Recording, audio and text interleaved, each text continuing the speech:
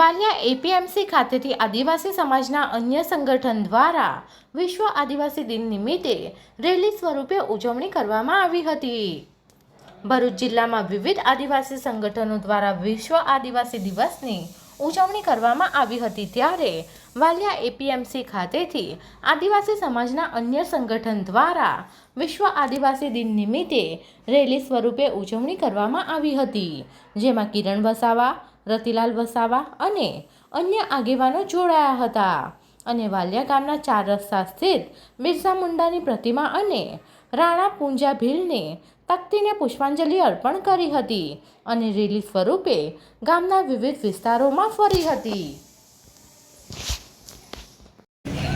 જય આદિવાસી જય જોહાર સંયુક્ત રાષ્ટ્ર સંઘ દ્વારા જાહેર કરાયેલ 9 ઓગસ્ટ વિશ્વ આદિવાસી દિવસ નિમિત્તે આજે વાલિયા તાલુકાના આગેવાનો દ્વારા બિન રાજકીય વિશ્વ આદિવાસી દિવસ ઉજવણીનો કાર્યક્રમ રાખવામાં આવેલો હતો।